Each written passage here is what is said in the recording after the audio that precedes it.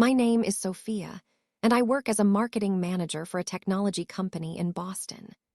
6 years ago, my life changed when my older sister Lisa's marriage broke up. Their relationship with Mark, her husband, had been far from ideal for a long time, and although none of us knew all the details of their family problems, it was obvious that this union was based only on strained compromises and Lisa's patience. Mark has always been selfish and immature. He easily lost his temper over small things, not wanting to take responsibility for the family, and even more so for the upbringing of their son Tyler. When the divorce was finalized, he practically disappeared from their lives, as if all those years of marriage had not happened, as if his son, who at that time was only 10 years old, was not his flesh and blood. I remember that period well. Lisa tried to hold on, to be strong, to pretend that she was coping, but it was clear that she was exhausted. She worked, but her salary was barely enough to pay the rent and support the child, and Mark, although he was obliged to pay alimony, regularly found excuses not to do so. He complained about financial difficulties, talked about sudden problems at work, but we knew that all these were just excuses. At first, he also called Tyler, promised to come, take him to the park or the cinema, but over time these calls became less frequent and then stopped altogether. The child was hopeful at first, then offended, and in the end just shut himself in. The forced move to our parents was an additional blow for him. He lost not only his father, but also his familiar home, his room, friends in the neighborhood, everything that creates a sense of stability in a child's life. Our parents, people of the old school, sacrificed their usual lives for the sake of their daughter and grandson. They converted the basement into a bedroom for Tyler so that he had at least some personal space, and Lisa was given a spare room, but their opportunities to help were limited to that. Both of them were retired teachers, living on modest savings and a small monthly income, which was barely enough for their own needs, not to mention the additional support of Lisa and her son. At that moment, I had just entered my first serious job after graduating from college. This was my chance. I started earning good money, rented my first apartment in the city center. It might not be spacious, but it was my own space, my corner, a symbol of my independence. I made plans for the future, dreamed of career growth, trips, new experiences. But I didn't know then that a single family dinner would change everything. I remember that Sunday evening down to the smallest detail. We were all sitting at the big wooden table in my parents' house. Mom, Dad, Lisa, Tyler, and me. Tyler talked excitedly about his science project, and I even felt relieved to see that he seemed to have begun to adapt to the new reality. We ate Mom's signature meat stew, discussed daily chores, and laughed. But as soon as we finished dessert, the atmosphere in the room changed. Dad cleared his throat, which always meant the beginning of an important conversation. "Sophia, we need to discuss something important," he began, putting down his spoon and looking at me with an expression that showed uncertainty. Mom, who was sitting across from him, crossed her arms on the table and nodded. "It's about Lisa." I glanced at my sister, but she looked down at her plate, avoiding my gaze. "Lisa is having a hard time right now," her father continued. "Yes, she found a job at a department store, but you do understand how much they pay there. And Tyler is growing up fast. He constantly needs new clothes, school supplies, and just a normal life." I nodded. Of course I understood. "We thought," Mom spoke carefully, obviously choosing her words, "since you've done so well at work, maybe you could help your sister a little." I wasn't surprised. Deep down, I knew this conversation would happen someday. I understood the situation perfectly and was not going to refuse help, but I wanted to be at least asked and not confronted with the fact. "Of course I'll help," I said, suppressing my irritation. "What amount do you have in mind?" Mom and Dad exchanged glances. Then Mom cautiously suggested, "Maybe $700 a month." It was a lot of money for me. I could afford to pay that kind of money, but it would mean that I would have to give up some of my own pleasures, postpone some plans, sacrifice something personal. But what could I do? Lisa was my sister, and Tyler was my only nephew. Okay, I replied after a short pause. I can do it. Lisa looked up at me, full of relief and gratitude, her lips trembling. Thank you, Sophia, this will help so much, she whispered. And so, without further ado, I became their permanent sponsor. Since that month, without missing a beat, I've been transferring $700 to Lisa, just like I paid rent or utility bills. It has become routine. It's become a habit. This has become the new reality of my life. As Tyler grew up, his needs began to go beyond the usual childhood needs, and he needed more than just new clothes or school supplies. He showed a keen interest in programming, enthusiastically read articles about game development, and dreamed of creating something of his own one day. And he also wanted to learn foreign languages. And when he first told me about it, his eyes shone with genuine enthusiasm, which it would be a crime not to support. It seemed to me that these were wonderful hobbies that could open up prospects for him and give him a better future. So I decided without hesitation to help and enrolled him in courses, paying for them as a gift for his 11th birthday. That year, I also fulfilled his cherished dream. I bought him a PlayStation 5, which he talked about almost every time he saw an advertisement or heard classmates talking. I will never forget how his eyes lit up when he tore open the packaging and saw the cherished box. This moment of delight, genuine childish joy, was worth all the work that I had to take on myself to afford such a gift. The following year, on his 12th birthday, I gave him a new smartphone, and for Christmas I chose good headphones for him. I always tried to find out what fascinates him at one time or another in order to give him really meaningful gifts. I wanted him to have good things, despite his parents' divorce, despite the fact that his father chose to disappear from his life, and his mother could barely cope with work and daily worries. Eventually, Lisa was able to move out from her parents. She found a small but cozy 2-room apartment where she and Tyler could finally feel at least a little independent. I knew she needed help, so I helped her with the deposit and the first 3 months of rent, so they could settle in without worrying about how to make ends meet. I often visited them, brought groceries, and picked them up for dinner when the whole family gathered at my parents' house, which happened at least twice a month. Lisa talked a lot at these dinners, but most of the time it wasn't about work or raising her son, but about her search for a new love. She plunged headlong into the world of online dating, changing apps like Gloves, meeting different men, jumping from one fleeting hobby to another. It seemed to me that she just wanted to fill the void, but she preferred to talk about regular dates with delight and hope, as if each next man was supposed to be the one who would solve all her problems. She rarely talked about work, but I knew from my parents that she had never been able to stay in any position: an administrator in a store, a waitress, an office assistant, a boutique consultant. She seemed to be rushing around in search of something that would suit her perfectly, but she did not stay anywhere long enough to build at least some kind of career. Most of her daily expenses continued to be covered by her parents. Their small retirement income was distributed among her needs, and my money went to everything else, to Tyler's courses, his belongings, entertainment, and those moments of joy that I did not want to take away from him. A year has passed since I first agreed to help Lisa, and during that time a lot has changed in my own life. I got a significant raise at work. My salary almost doubled, and this was an important step forward for me. It seemed to me that now that I had more financial stability, I could finally think about myself, about my own future, and I firmly decided to start saving money for a down payment on my own apartment in order to stop endlessly renting.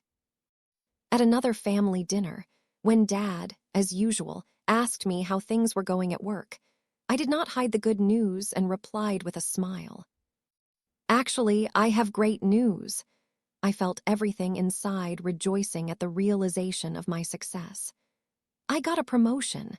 Now I earn almost twice as much as before, and I'm thinking of starting saving for my own place. Before I could finish, Lisa abruptly raised her head, Her gaze instantly became wary, and the icy note that I remembered from childhood slipped into her voice. "Promotion? What is it?" she asked, clearly focusing not on the fact of my success itself, but on its material side. "How much do you earn now?" I hesitated, but I answered honestly anyway.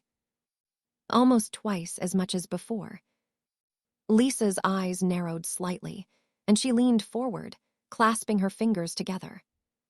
"Well," she said slowly, as if considering every word, "if you earn twice as much now, isn't it logical that you can afford to help me twice as much?" I froze, as if struck by this thought that hadn't even occurred to me. "You mean $1,400 a month?" I almost gasped in surprise. "Yes," Lisa shrugged. "Isn't that fair? Since you're getting more now, Tyler and I should win too. We are a family, Sophia." I looked at my parents, expecting them to at least try to say something to reason with her, but they just nodded understandingly, and Mom said softly, "Lisa is right. The family helps the family, dear. Besides, you don't have children of your own. You don't need so many expenses." I felt an unpleasant heaviness spreading in my chest. I was confronted with a fact. I was left with no choice, and the gaze of 3 pairs of eyes fixed on me pressed down with such weight that I could almost physically feel this pressure. Tyler didn't participate in this conversation. He went to visit a friend after dinner, and maybe that's why I was so offended. It wasn't for his sake that I was being forced to pay more, but for the sake of something else, alien and unpleasant. "Actually," Lisa said, leaning forward even closer, 1,500 would be even better. Tyler's getting braces soon, and his programming courses are getting more expensive too." I opened my mouth to protest, to somehow defend my boundaries, but feeling that it was useless, I nodded. "Great, $1,500 a month," I said, and the voice in my own ears sounded strange to me. But as I drove home that evening, looking at the twinkling lights of the city at night, I felt for the first time that my life was no longer just mine. I couldn't get rid of the feeling that there was something wrong with this agreement, that it looked less and less like voluntary help, and more like something mandatory, programmed and expected, like a tax or a monthly utility bill that couldn't be ignored. Every month, $1,500 left my account, disappearing somewhere in Lisa and Tyler's lives, and although it was a significant amount for me, I continued to convince myself that this was a temporary measure, that Lisa would definitely find a stable job, get back on her feet, and Tyler, when he got older, would stop depending so much from our financial support. But as the months went by, the situation remained unchanged. I cut back on my own expenses, gave up some of the usual pleasures, revised my financial plans, increased the savings period for the initial payment for housing. But I was coping, and therefore, at some point, it seemed to me that everything was going the way it should go, that the sacrifices I make are fully justified. When Tyler turned 13, I thought about a gift that, on the one hand, would bring him joy, and on the other, would become a symbolic boundary between what I was willing to give and what I shouldn't expect. That day, I arrived at my parents' house with an electric scooter, choosing it instead of another expensive gadget or gaming device, deciding that it would be both practical and useful for a teenager. Tyler was really happy with the gift.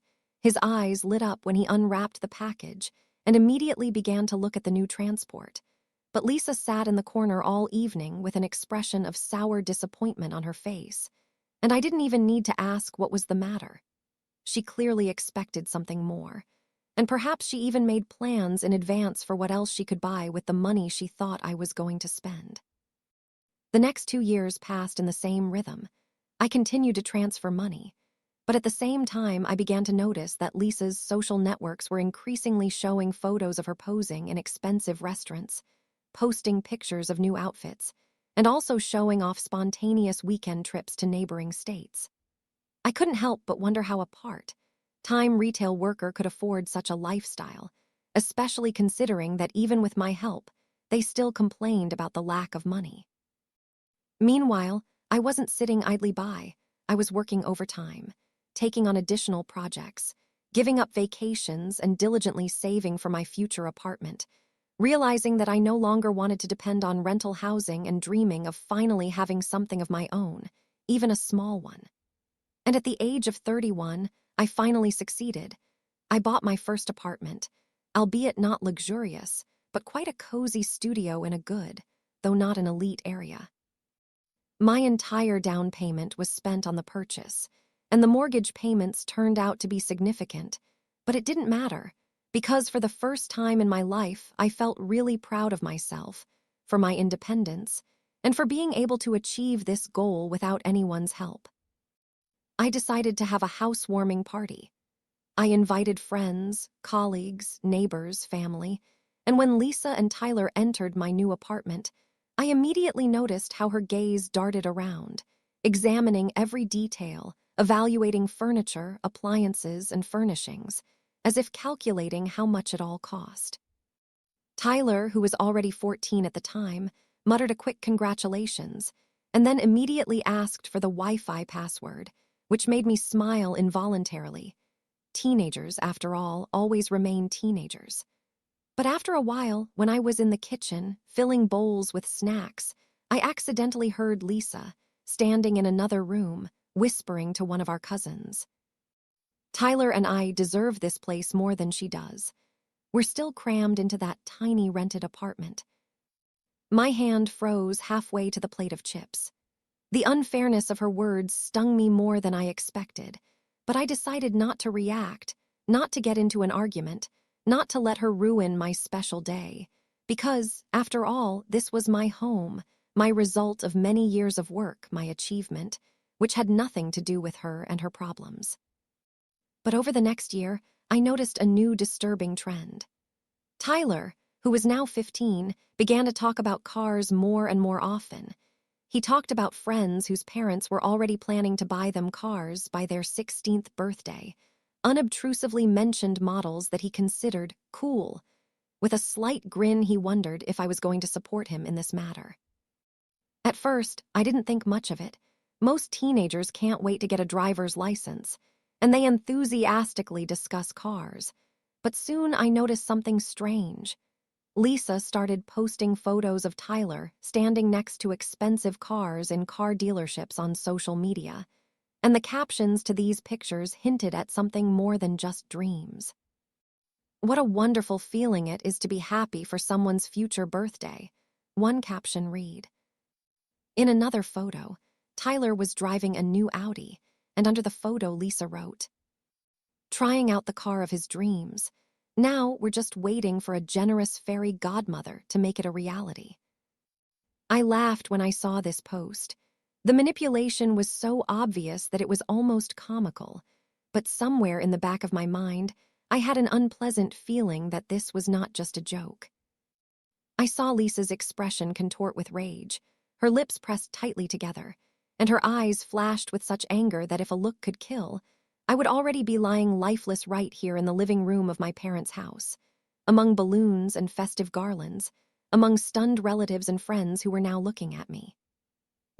Then at Tyler, who was still standing with a sulky look, arms crossed over his chest, like an offended child who was refused to buy the desired toy.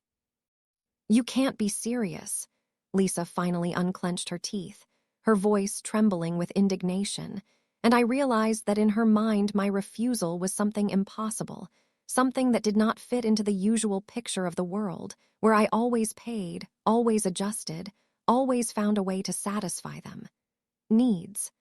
"Are you really going to take his gift just like that?"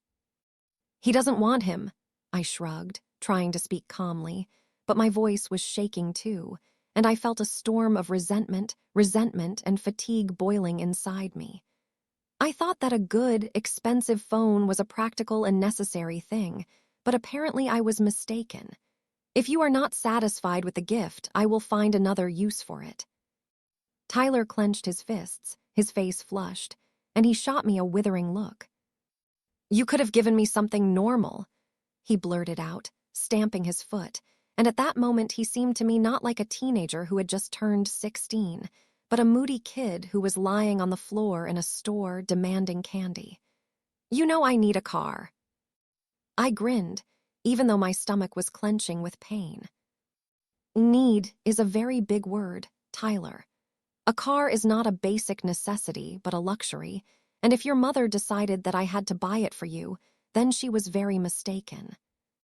Lisa took a sharp step forward, and now there was less than a meter between us. "Wrong," she repeated, narrowing her eyes. "Sophia, let's be honest, you have money. You can afford it without any problems. You bought yourself an apartment, you earn well, you don't have your own children to spend money on, so why can't you help your nephew?" I couldn't believe my ears. "Help me, Lisa. I've paid for his courses, his birthdays, his gadgets, even part of your rent. I've given you tens of thousands of dollars over the years. But apparently it wasn't enough." "Yes, it's not enough. Stop it," she shouted, and a heavy silence fell in the room. I looked at my parents, looking for some kind of support, but my mother looked away, and my father just sighed heavily as if he was trying to find words, but could not find what to say. And at that moment, I realized that they would not interfere, they would not take my side, because in their eyes I was selfish, refusing to help my family, even though that was all I had been doing all my life. I clenched my teeth, tightened my grip on the phone box, and took a deep breath. "Okay," I said, feeling like everything inside me was finally breaking down, like the last thread that still connected me to this circle of endless exploitation was dissolving. "If that's the case, then let's put all the dots over the and. I won't give you another penny." Lisa recoiled, as if I had just hit her. "You can't." "I can," I interrupted, my resolve growing stronger by the second. "As of today, I will stop financing your life. If Tyler wants a car, let him earn it himself. If you can't afford everything you want, that's your problem, not mine." Tyler snorted, rolled his eyes, and pointedly turned away. "God, you're so greedy." I laughed bitterly. "Greedy? No, Tyler, I just won't let you use me anymore." Lisa continued to stare at me with wide eyes, her lips trembling, but when she realized that I would not back down, her face contorted with anger, and she abruptly turned on her heel. "Fuck you, Sophia." She grabbed Tyler's arm and pulled him towards the exit. He didn't resist, but he didn't even look at me as he passed. The door slammed shut. There was a deafening silence in the room. I looked around at the crowd. Friends, relatives, neighbors who were standing with awkward expressions on their faces, clearly not knowing how to react to this performance.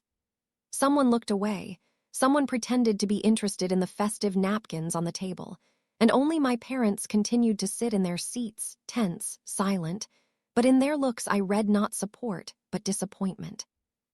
"You're being too harsh, Sophia," Mom finally said, and I felt a new fire burning inside me. Not rage, no, but pain, bitterness, resentment. I took a deep breath, and then said slowly, clearly, "No, Mom, I did the right thing, and I won't change my mind." I put my phone in my bag, turned around, and without looking at anyone else, left the room, feeling that with this step I was finally closing an important, too difficult chapter of my life. There was a ringing silence in the apartment, so deep and dense that I could clearly hear my own breathing, ragged and heavy, as if I had just run a marathon. My fingers were still clutching the phone, on the screen of which the completed call icon was flashing. But I didn't let go of it, as if expecting Lisa to call back, that she wouldn't believe it, wouldn't accept it, that she would try again to push me, break me, make me change my mind. But the call didn't come, and instead of relief, a wave of devastation washed over me, so powerful that for a moment I felt like I was thrown overboard, trapped in icy water, not knowing where to swim.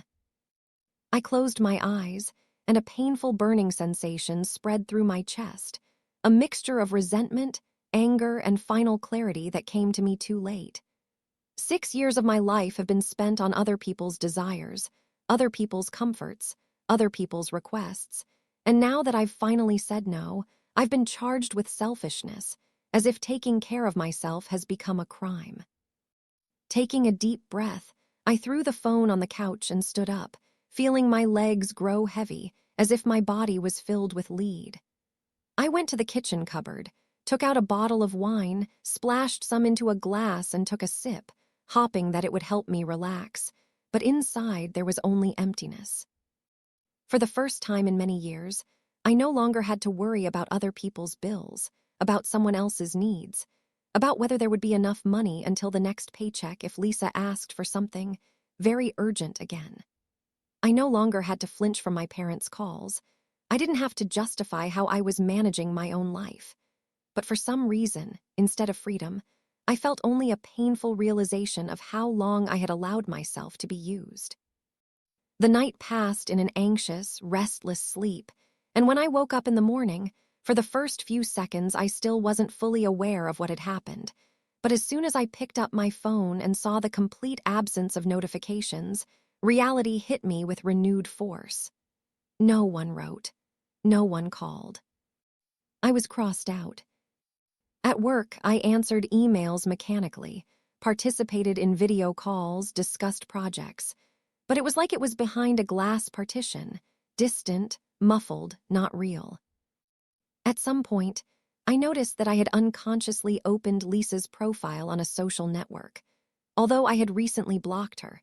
But despite this, I knew that she had probably already managed to expose herself as a victim, write a long post about betrayal, about the cruelty of loved ones, and I could almost imagine what kind of comments they leave our mutual friends, how they sympathize with her, write how heartless I am, how cold I am. But deep down, I didn't care anymore. A week passed, then another. None of them tried to find me, and I didn't try to get in touch first. I tried to fill the void with something useful. I joined a gym, started meeting friends more often than before, and finally allowed myself to spend money on myself instead of on other people's whims. But loneliness, creeping imperceptibly, squeezed me in its cold embrace. One evening, after returning home from work, I put my phone on silent mode and turned on the TV, trying to distract myself, but my thoughts still returned to Lisa, to Tyler, to my parents, to their expectations, to their accusations. I didn't miss the manipulations, their endless demands, but deep down it hurt me to realize that the bond between us, even despite all its toxicity, had been completely severed. The next day, when I was leaving the office, my phone vibrated. I automatically looked at the screen and froze. It was a number I didn't recognize. For a second, I thought it was one of my colleagues or a random spam call, but something inside me told me that wasn't the case. I pressed the green button. Hello. There was silence on the other end, but then I heard a quiet, hesitating voice. Hello, Aunt Sophia. I felt my heart tighten, but I didn't allow myself to show emotion. Hi, Tyler, I replied calmly but cautiously. Why are you calling? He paused. His voice sounded uncertain, but it lacked the old audacity, the confidence that everything should go according to his script. I just wanted to say, I do not know.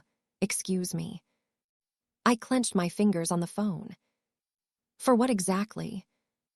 There was silence again, long and painful. For everything, he finally exhaled.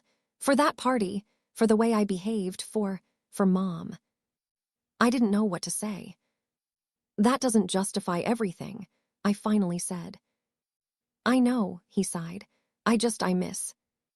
And then, for the first time in all these weeks, I allowed myself to feel something other than pain. Me too, Tyler. There was silence on the line, but it no longer seemed heavy or tense.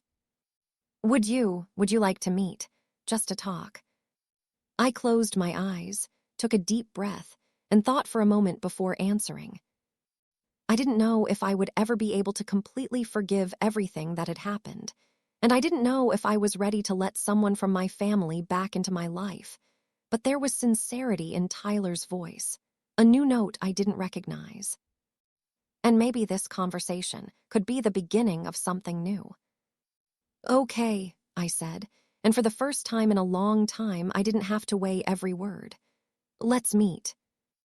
I knew that I had made the only right choice, even if it was painful, even if there was still a faint, barely perceptible voice in me whispering that the family should stick together. But isn't family about support, caring, and respect for each other?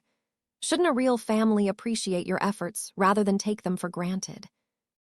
I tried not to think about it too often, but on particularly quiet evenings, when I was sitting in my cozy apartment with a book and a cup of tea, when there was that special silence in the air that used to be filled with calls, requests, demands, I involuntarily returned to those moments when I unconditionally believed that my help. It is something that is appreciated, that is perceived as an act of love, not as a duty. 9 months have passed since that party, after which I severed all ties with Lisa and my parents. I had more freedom, more air, more opportunities in my life. I could afford small joys that previously seemed unattainable. I bought a subscription to a good fitness club, enrolled in Spanish courses that I had long dreamed of, and started traveling, even if only within the country, but it was already something. That. I met new people, made friends, and learned how to spend time the way I wanted to, rather than the way circumstances required of me. I no longer looked back at the phone in fear, not afraid that the next call would bring with it a new request or accusation. I no longer felt obligated to make excuses for how I was managing my own money, nor did I feel guilty for living the way I wanted to. But deep down, there was a residue, not from the fact that I stopped helping, but from how easily they cut me out, how quickly I turned from a beloved daughter and caring sister into an outcast, into a person who was spoken of only with contempt or pity. Sometimes I heard news about Lisa from Emma's cousin, from distant relatives who were not involved in this family conflict, and just casually mentioned her in conversations. I found out that she had to move to a cheaper apartment, that she finally got a stable job in an office, that Tyler quit programming and now works part-time in a cafe, that her parents are still unhappy that I don't send them money, and at every opportunity remind others about it. Sometimes, in moments of weakness, I was overcome by a wave of doubts. Wasn't I too cruel, too harsh? Shouldn't I have left at least a small financial channel so that they wouldn't experience such difficulties? But then I would see Tyler's face contemptuously tossing aside an expensive gift, Lisa's expression when she demanded a car, my mother's accusing look, as if I had committed a mortal sin by refusing to be an eternal source of money. I sighed and shook my head, pushing these thoughts away. I made a choice, and it was the right choice. One autumn day, when the city was already covered in gold and crimson colors, and the air smelled of wet leaves and freshness, I decided to take a walk in the park after work. I wanted to enjoy a rare moment of peace, to absorb this feeling of freedom, which still seemed to me new, unusual, but so desirable. I had just turned onto the central alley when I noticed a familiar figure, Tyler. He was sitting on a bench with his head bent over his phone, and he looked completely different from how I remembered him. He had grown much taller and matured, but there was a weariness in his posture, a kind of loss that I hadn't noticed before. I slowed my pace, hesitating, not knowing whether to approach, but at that moment he raised his head and met my gaze. Aunt Sophia. I stopped. Hey, Tyler. He hesitated for a moment, as if he didn't know whether to be happy or not, but then slowly nodded. Hello. There was an awkward silence. I didn't know what to say. How are you? I finally asked, even though it sounded so corny. Tyler shrugged his shoulders. It's fine, I work and study. Mom and I have another apartment now, smaller, but it's even better. Hush, calm down. I noticed how he avoided making eye contact with me. That's good, I said sincerely. I'm glad you're okay. He nodded, looking away again, and then suddenly exhaled and ran his hand through his hair. I mean, I know I was an idiot at the party that night, and Mom too, it was. wrong. I looked at him carefully. Yes, Tyler, that was wrong. He sighed. I don't want it to end like this. I miss. I felt something tremble inside, but I didn't allow myself to soften immediately. Tyler, you have to understand that I can't go back to what happened. I can't become a person who can be used again. I know, he looked up at me, and for the first time I saw in his eyes not a childish moodiness, not an expectation of profit, but real sincerity. I really got it. I took a deep breath. Then why don't we start small? Just meet up, talk without any expectations. He smiled, for the first time in this conversation, really openly. I'd like that. Me too. And the moment we started talking again, when we started rebuilding something real step by step, and not based on money and expectations, I realized that maybe this was a new chance. Not for them, not for me, but for both of us. A few more weeks passed, and our communication with Tyler became something stable, quiet and cautious, as if we were both afraid of scaring off the delicate balance that we had begun to build after such a long period of estrangement. We didn't talk about the past. We didn't touch on topics that could rekindle resentments, but every conversation we had, every meeting filled me with a strange, unusual feeling. As if for the first time in many years I was communicating with someone from my family, not because something was expected of me, not because I was assigned the role of sponsor, but simply because we both wanted it. Tyler has changed. He no longer spoke in hints, did not try to take advantage of our communication, did not look at me with that expression of expectation that I had seen so often before.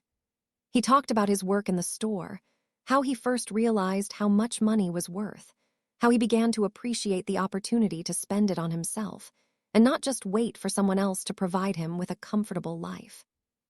Do you remember when I said I wanted a car? He once asked when we were sitting in a small cafe on the outskirts of the city. I nodded, sipping my coffee, waiting to see where he was going. Now that I earn my own money, I realize how expensive it is. It seemed to me that it was easy to go out and buy, but when you add up the rent, food, bills, there's not much left. I looked at him carefully. Are you disappointed? He shook his head. No, I just realized that I was misjudging things. When money is easy, when you don't earn it yourself, you feel like you always have it, that you can just take it and get whatever you want. But when you spend 8 hours on your feet in the supermarket, carrying boxes, putting up with annoyed customers, you start to look at it differently. I smiled. You're growing up, Tyler. This is an important lesson. He was silent for a moment, then looked at me with a slightly embarrassed smile. I guess I just wanted to say that I understand why you did what you did, and I'm glad you didn't buy me a car then. I laughed. Oh, that's something new. He shook his head, chuckling. Yes, I was an idiot then. An ex-idiot then. I'm working on it, he replied with a smile. These conversations, these moments filled with lightness and genuine, sincere understanding, were something new to me. I didn't have to think about when the next request would be made, when the next demand would appear. I didn't feel like a purse on my feet. But at the same time, I had the feeling that Lisa would not leave everything as it is. And I was right. One evening, when I returned from work, my phone rang, and a name that I hadn't seen for almost a year appeared on the screen. Lisa. I stared at the screen for a long time, feeling anxiety rising inside. I knew that her call couldn't just be random, and it certainly wasn't an attempt to make peace. I accepted the challenge. What do you need, Lisa? I asked without preamble. I heard her sigh in exasperation first, and then her icy voice, laced with the same contempt she'd sounded at Tyler's birthday party. Are you dadding my son behind my back? Tyler decided he wanted to talk to me. It's his choice, and if he didn't tell you, then he had his reasons. You're trying to win him over again, aren't you? she spat out sharply. Do you think if you chat with him sweetly, he'll forget how you left us? Lisa, we both know that it wasn't like that at all, I replied calmly, although everything inside me was tense. I gave you 6 years of financial support, and you still think that I had to continue. She snorted. It doesn't matter. He's my son, and if you think you can get back into his life without my permission, you're deeply mistaken. I shook my head. Tyler's not a kid, Lisa. He's almost 17. He makes his own decisions. He doesn't know what he's doing yet, she exploded. You're manipulating him, making him feel guilty for what happened. No, Lisa. You've always been manipulating him and me. There was silence on the other end of the line. You always said that a family should help a family, I continued, no longer trying to soften my words. But only now I see that for you it meant only one thing. I have to help you, and you just have to take. She laughed, but there was no humor in it. You've become so smug. You think you're above us now, don't you? With your apartment, with your career. No, Lisa. I just learned to say no. He's my son, she repeated, and I could hear the real fury in her voice. And I forbid you to meet him. I took a deep breath. You can't forbid it, Lisa. You'll see how you can date him when he's gone, she said sharply. I frowned. What do you mean? She grinned. I'm planning a move. As soon as Tyler finishes school, we'll move to another city. My heart sank. Is this his decision? Is this my decision? She replied coldly. And no matter how hard you try, Sophia, you can't change that. I gritted my teeth. Tyler will decide for himself what he wants. He's a kid. He's almost an adult, I reminded her. But Lisa was no longer listening. You're just jealous that you'll never have a family, she spat. You've always been alone, and you always will be, because you're an egotist who thinks only of yourself. I felt rage flare up inside me, but I didn't let it get out. I'm done talking to you, Lisa, I said in a flat voice, and it's time for you to learn how to let me go too. I hung up the phone, put it on the table, and took a deep breath. I didn't know what Tyler would do, but I knew one thing. I wasn't going to let Lisa run my life anymore. 8 months have passed since the evening when Tyler and I sat down at the same table for the first time in a long time and just talked, without demands, without expectations, without manipulations that have poisoned our relationship for so long. Since then, we've developed a special routine. We met every couple of weeks. Sometimes we had dinner together in small cafes where it wasn't too crowded. Sometimes we just walked through the streets of the city, watching his life, laughing at random scenes, sharing the news, like two people who finally found a common language after many years of misunderstanding. Tyler had changed a lot during this time. He had matured, and it wasn't just that he had grown taller, but that his face had the features of an adult man, and his voice had grown stronger and deeper. He changed from the inside out. I could see it in his eyes, in his posture, in the way he chose his words, the way he spoke without avoiding difficult topics, the way he learned to admit mistakes. Last week, he told me that he had been promoted at the store, and his face shone with pride, the same one that I had wanted to see in him for so long, but which appeared only now that he began to truly understand what it means to achieve everything on his own. I'm the shift supervisor now, he said with a smile that showed both satisfaction and a slight, barely perceptible uncertainty. That's fantastic, Tyler, I replied sincerely, because I was really proud of him. He was a little embarrassed, but continued anyway. I like the feeling that I'm doing something important, and I'm saving up for a used car, he added, slightly lowering his gaze, as if waiting for my reaction. Nothing special, just something reliable for movement. I nodded, appreciating the irony of that moment, but I didn't say it out loud. Tyler, who had once thrown a tantrum because he hadn't gotten an expensive, luxurious car, was now saving up for a modest, practical option. And it was better than any apology, because it meant that he himself, without pressure, without guidance, realized the value of work, understood the difference between whims and real needs. Our conversations never involved asking for money, and I didn't offer it. Now there was a pure, incorruptible bond between us, built not on financial dependence, but on something more, something sincere.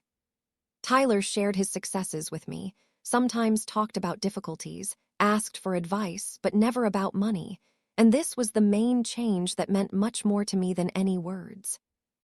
As for Lisa and my parents, I haven't spoken to any of them since that day at my apartment door when they tried to force me back into the role I finally escaped from. I knew from Tyler and from distant relatives that Lisa was still experiencing financial difficulties, that she had never been able to find stability, that she was continuing to change jobs in an attempt to stay afloat, but she did not stay in any position long enough to build a career. Her parents, as before, supported her, paid the rent when she couldn't cope, helped with the costs of Tyler's school, but I couldn't help but think that maybe someday they would get tired.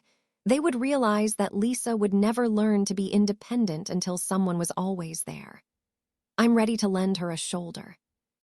Sometimes I wondered if I should try to establish a relationship with them, take the first step, try to understand them, give them a chance to fix what was destroyed.